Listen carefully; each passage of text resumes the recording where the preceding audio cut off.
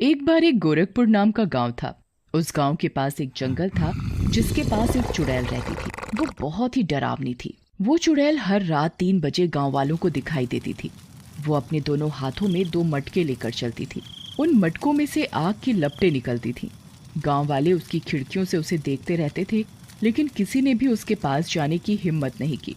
अरे सुनो, ये चुड़ैल हर दिन आधी रात को अपने दोनों हाथों में इन 2 मटके को लेकर क्यों घूमती है? ये मत जानिए कि ये डायन कौन है।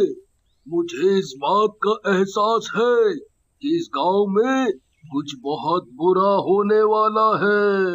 फिर अगले दिन है भाई, पूरा साल बीत गया पर बारिश का कोई संकेत नहीं। मुझे लगता है इस साल भी सूखा पड़ेगा। भाई, ऐसा लगता है ये उस मटके वाली चुड़ैल के कारण हो रहा है। वो हर रात गांव भर में अपने दोनों हाथ में आग से भरे 2 मटके लेकर जाती है। मुझे लगता है इस वजह से इस गांव में सूखा पड़ रहा है। आप सही हैं भाई, पता नहीं कब हम इस चुड़ैल से छुटकारा पाएंगे।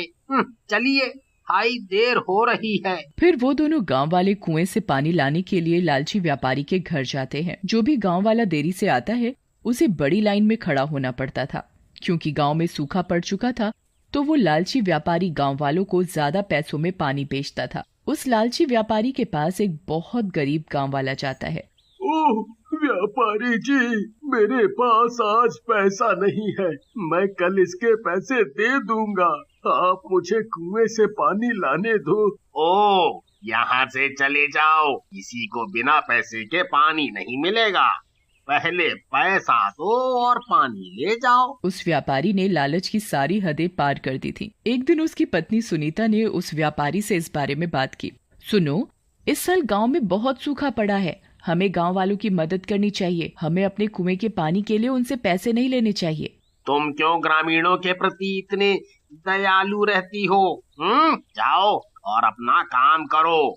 ये समय पैसा कमाने का है और मैं इस मौके को अपने हाथ से गंवाना नहीं चाहता। ठीक है, मैं भी इस घर में तुम्हारे जैसे लालची आदमी के साथ नहीं रहना चाहती। मैं जा रही हूँ अपने मायके। तुम जहाँ जाना चाहती हो वहाँ जाओ, मुझे कोई परवाह नहीं है।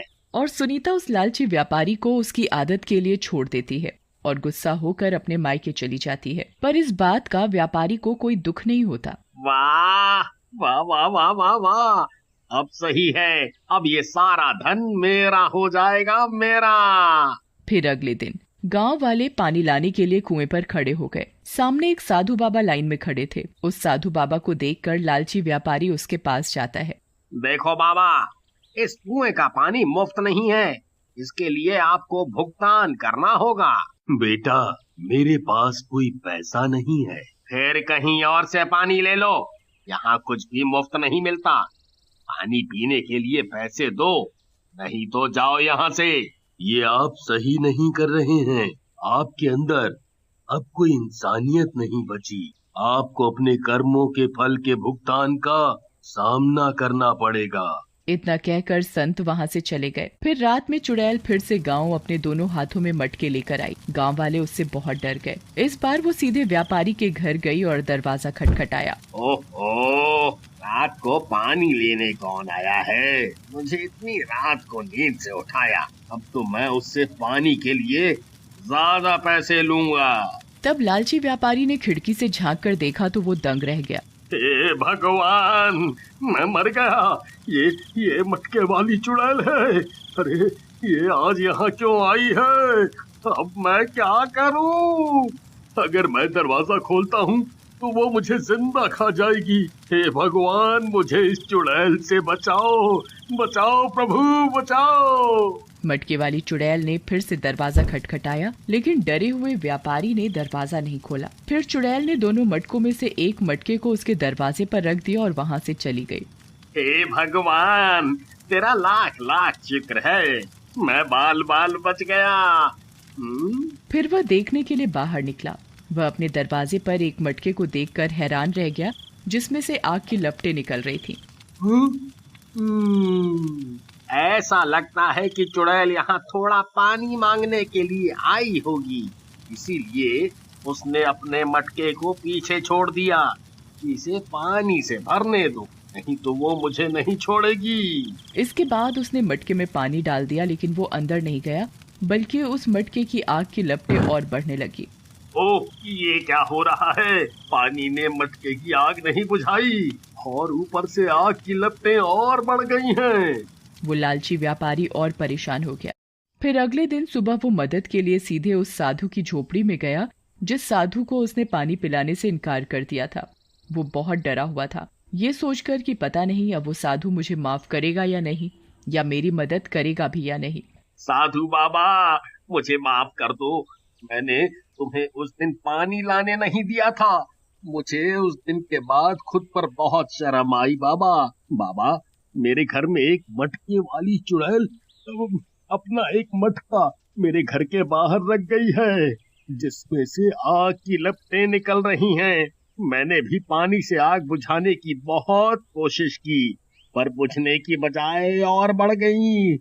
बाबा, मेरी जान बचा लो बाबा। इस समस्या का हल करो बाबा, हल करो। अरे मूर्ख आदमी, मैंने तुमसे पहले भी कहा था, तुमने लालच की सारी हदें पार कर दी हैं। अब तुम्हारे अंदर इंसानियत नहीं बची है, इसलिए चुड़ैल ने तुझे भूत लोक का मुखिया चुना है और उसने तुझे एक बुलावे के रूप में वो मटका दिया है। अच्छा बाबा। बाबा, अब ये बताइए कि अब मैं क्या करूं? मैं चुड़ैलों की दुनिया का मुखिया नहीं बनना चाहता। कोई तो उपाय बताओ बाबा, इस मुसीबत से बाहर निकालो। अब तुझे उस चुड़ैल से कोई नहीं बचा सकता। लालची व्यापारी उदास होकर अपने घर की ओर चल देता है। फिर अगली रात को वो लालची व्यापारी बहुत डरा हुआ होता है। उसके दिमाग में बस वो मटके वाली चुड़ैल चलती रहती है। हे भगवान, रात के 3 बज गए हैं।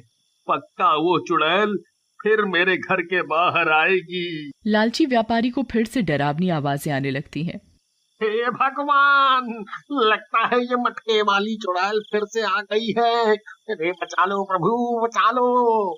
तब चुड़ैल अपने एक हाथ में एक मटका लिए हुए आ रही होती है। हे भगवान, ये मटके वाली चुड़ैल आज फिर अपने एक हाथ में एक मटका लेकर आ रही है। तब डायन ने दरवाजे पर एक और मटका रख दिया और वहां से चली गई। अरे राम, उसने यहाँ एक और मटका रख दिया है। हे भगवान, अब मैं क्या करूं? अगले दिन पूरे गांव में व्यापारी के घर में मटके वाली चुड़ैल की बात चल रही थी। अरे भाई, तुम्हें पता है कि चुड़ैल व्यापारी के घर पर 2 मटके छोड़ गई है। हाँ भाई, मैंने सुना है और जाके देखा भी है। वहाँ कुएं के पास 2 मटके पड़े थे। कोई ग्रामीण 2 दिनों से पानी लेने नहीं आ रहा है। अब मैं क्या करूं? कैसे कमाऊं पैसे? इस चुड़ैल ने मेरे व्यवसाय को नष्ट कर दिया है। उसने फिर से मटके की आग को शांत करने की कोशिश की, लेकिन आग की लपटें और बढ़ गईं। हाय, मैं मर गया। ये आग और भी बढ़ गई। अब क्या करें? क्या करें? फिर रात को घबराया व्यापारी खिड़की से बाहर देख रहा था और उसने चुड़ैल को आते देखा। फिर अगले दिन उसकी पत्नी सुनीता चुड़ैल के बारे में जानकर वापस आ गई। सुनीता, तुम इतनी अच्छी हो कि तुम वापस आ गई। मैं एक बड़ी समस्या में फंस चुका हूँ। वो चुड़ैल मेरा पीछा कर रही है। मुझे क्या करना चाहिए? मुझे कुछ समझ नहीं आ रहा। मैंने तुमसे पहले ही कहा था कि तुमने अपनी सारी हदें पार कर दी हैं। ये तो होना ही था। लेकिन मैं अब सही रास्ते पर आना चाहता हूँ। कुछ हल बताओ कि मुझे अब क्या करना चाहिए। तब उसकी पत्नी ने उसे समझाया और उन्होंने अपनी सारी फालतू संपत्ति, कपड़े खरीद कर गाँव वालों को दान कर दी और तो और पानी भी मुफ्त में देना शुरू कर दिया। अरे गांव के मुखिया जी, ये वो सारी दौलत है जिसे मैंने गांव वालों से कमाया है। मुझे अपनी गलती का एहसास हो गया है। कृपया इस धन को गांव वालों के बीच बांट दो। सुनीता, मैंने सारा पैसा गांव वालों को प्रदान कर दिया है। अब मेरे दिल में कोई डर नहीं है। मैंने गांव वालों से ये तक कहा है कि वे इस कुएं से जितना मर्जी मन चाहे मात्रा में पानी ले सकते हैं। मुझे तुम पर गर्व है, तुमने इतना अच्छा काम किया है। फिर रात में मटके वाली चुड़ैल ने व्यापारी के घर पर दस्तक दी। अरे सुनीता, देखो ना, वो मटके वाली चुड़ैल फिर से आ गई है। अब तो मैं सुधर भी गया हूँ। आपने अपनी गलती सुधार ली है ना, अब आपको डरने की जरूरत नहीं है। इतना कहते हुए सुनीता दरवाजा खोलकर बाहर चली जाती है। ओ चुड़ैल, अब तुम्हारा यहाँ कोई काम नहीं है। मेरे पति, अब तुम चुड़ैलों की दुनिया के मुखिया नहीं बन सकते। अब तुम कहीं और जाओ और किसी दूसरे बुरे व्यक्ति की खोज करो। तब चुड़ैल अपने दोनों मटकों को अपने दोनों हाथों में लेती है और अंधेरे में कहीं गायब हो जाती है।